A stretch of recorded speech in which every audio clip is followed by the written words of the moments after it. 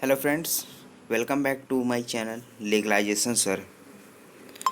सो friends, आज हम discuss करेंगे मध्य प्रदेश भू राजस्व अधिनियम यानी भू राजस्व संहिता के एमसीक्यू पार्ट 2। पार्ट 1 हम डिस्कस कर चुके हैं। यदि आपने नहीं देखा है तो ऊपर आई बटन पर क्लिक करके जाके देख सकते हैं। सो फ्रेंड्स, चलिए स्टार्ट करते हैं अपना आज का एमसीक्यू पार्ट 2। तो हमारा फर्स्ट क्वेश्चन है, कृषि के अंतर्गत नहीं है, यानी कि जो चार ऑप्शन दिए गए हैं वो उनमें से कौन सा कृषि के अंतर्गत नहीं आता है। उद्यान कृषि, फलोद्यान लगाना तथा उनका संरक्षण करना, चारे चराई या छप्पर छाने की घास के लिए भूमि का आरक्षित किया जाना, या बड़े झाड़ों का जंगल। तो यहाँ पर सही ऑप्शन क्या होगा? तो यहाँ पर सही आंसर होगा आपका बड़े झाड़ों का जंगल, यानी डी नंबर ऑप्शन सही नहीं है। बाकी यहाँ पे जो तीन ऑप्शंस दिए गए हैं वो कृषि के अंतर्गत आते हैं। नेक्स्ट देखते हैं, स्वयं खेती करने से अभिप्रेत है, यानी कि जो स्वयं खेती करने से क्या अर्थ है इसका? अपने कुटुंब के किसी सदस्य के श्रम के द्वारा खेती करना, या ऐसी मजदूरी पर जो फसल के अंश के रूप में देय है रखे गए सेवकों द्वारा है, या थर्ड है अपने वैयक्तिक यानी कि व्यक्तिगत पर्यवेक्षण के अधीन भाड़े के श्रमिकों द्वारा करवाना, या अपने कुटुंब के किसी सदस्य वैयक्तिक पर्यवेक्षण के अधीन करवाना। तो यहाँ पर सही आंसर क्या होगा? यहाँ पर आपका जो सही आंसर है वो होगा बी नंबर का, यानी कि ऐसी मजदूरी पर जो फसल के अंश के रूप में देय है रखे गए सेवकों द्वारा। थर्ड क्वेश्चन हमारा क्या कहते हैं? थर्ड क्वेश्चन बड़ा है लेकिन इम्पोर्टेंट क्वेश्चन है जो काफ़ी एग्जाम में पूछा जा चुका है। राजस्व भूमापक एवं पटवारी भू राजस्व संहिता के अधीन उनके कर्तव्यों से संबंधित कार्य करने के निर्धारित किसी भवन या किसी निवास गृह से संलग्न किसी घेरा लगे हुए प्रांगण उद्यान में निम्न में से किसकी सहमति के बिना प्रवेश नहीं करेगा।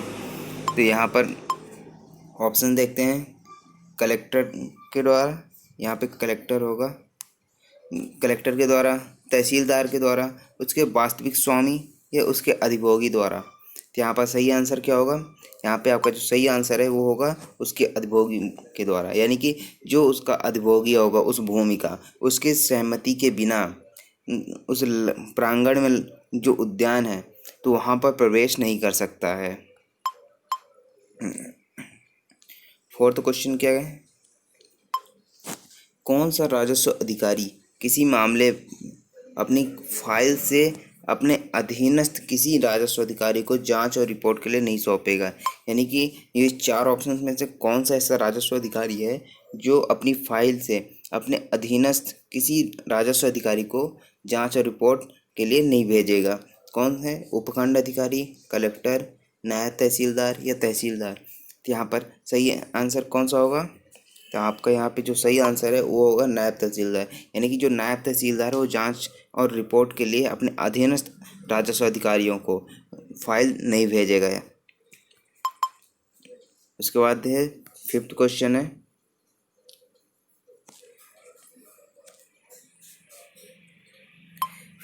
है, वह पक्षकार जिसके विरुद्ध उसकी अनुपस्थिति में एक राजस्व अधिकारी द्वारा आदेश पारित किया गया है, यानी कि किसी पक्षकार के विरुद्ध उसकी अनुपस्थिति में, जब वह नहीं है वह पक्षकार, उसकी अनुपस्थिति में क्या करता है? वह राजस्व अधिकारी आदेश पारित कर देता है, और आदेश के दिनांक से, और अगर समन की तामील सम्यक रूप से नहीं की गई है तो आदेश की जानकारी में आने की दिनांक से कितने दिन के भीतर उसे अपास्त कराने के लिए आवेदन कर सकेगा? कौन कर सकेगा? जो पक्षकार है जिसके विरुद्ध वह आदेश जारी किया गया है उसकी अनुपस्थिति में, तो कितने दिनों के भीतर आवेदन कर सकेगा? 60 दिन, 2 माह, 1 माह या 30 दिन के भीतर। तो यहाँ पर आपका जो सही आंसर होगा वो होगा 30 दिन, यानी कि 30 दिन के भीतर वह उस आदेश को पास कराने के लिए आवेदन कर सकेगा। नेक्स्ट क्या देखते हैं, राजस्व पदाधिकारी मध्य प्रदेश भू राजस्व संहिता के अधीन चलने वाले किसी मामले या कार्यवाही में हुए व्ययों को किस सीमा तक दिला सकेगा, यानी अधिकतम कितना होगा, 300 रुपये, 500 रुपये, 1000 रुपये या जैसा वह उचित समझे। तो यहाँ पर सही आंसर क्या होगा, यहाँ पर सही आंसर होगा जैसा वह उचित समझे उसी प्रकार से उस व्यय को दिला सकेगा। आगे देखते हैं। फ्रेंड्स, यदि आपने मेरे चैनल को सब्सक्राइब नहीं किया, सब्सक्राइब कर ले और बेल आइकन को प्रेस कर ले ताकि आने वाले वीडियोज़ की नोटिफिकेशन आपको मिलती रहे। 7वां क्वेश्चन देखते हैं। खेती की लागत का प्राकलन करने में निम्न में से किस पर विचार नहीं किया जाएगा, भूमि का बाजार मूल्य, अवक्षय स्टॉक भवनों का अवक्षय, खेतिहर के श्रम तथा पर्यवेक्षण के समतुल्य धन, कुटुंब के श्रम तथा पर्यवेक्षण के समतुल्य धन। चारों ऑप्शन में से आपको सही आंसर क्या होगा, आपका जो सही आंसर है वो होगा ए नंबर का, यानी कि भूमि का बाजार मूल्य पर विचार नहीं किया जाएगा यदि खेती का लागत का प्राकलन करना है तो।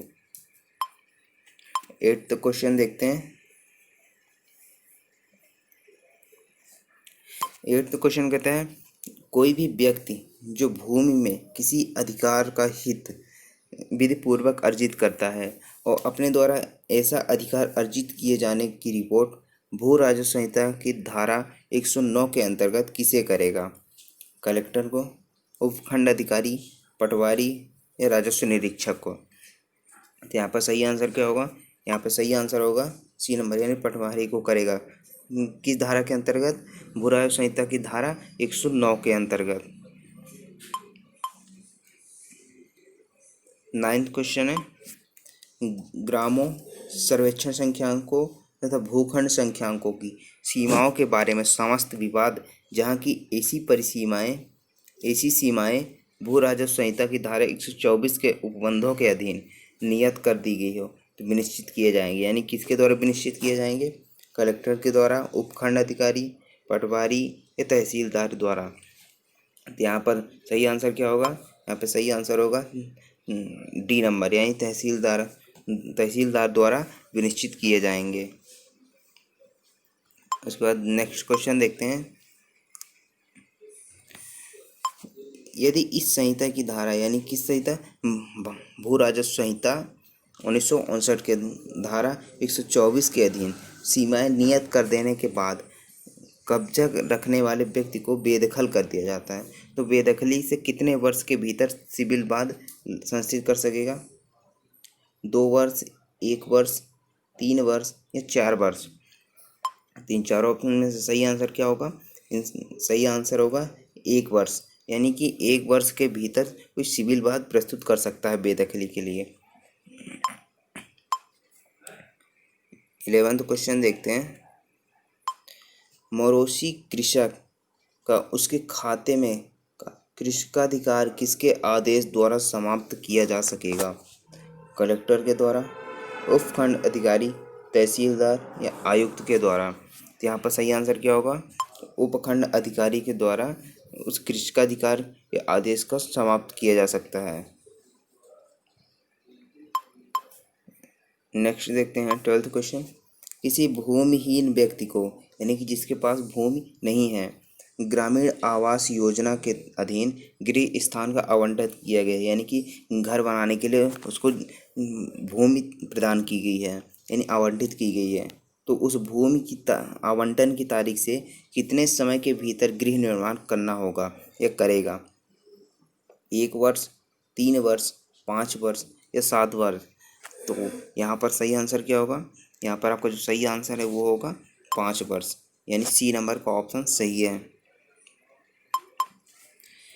13वां क्वेश्चन है, यदि सेवक का धारक मर जाए या पद त्याग दे तो वह भूमि संक्रांत हो जाएगी उत्तरजीविता द्वारा, उसके पद उत्तरवर्ती द्वारा, करार द्वारा यानी एग्रीमेंट, पट्टा यानी लीज द्वारा। तो यहाँ पर चारों ऑप्शन में सही आंसर क्या होगा, यहाँ पर सही आंसर होगा आपका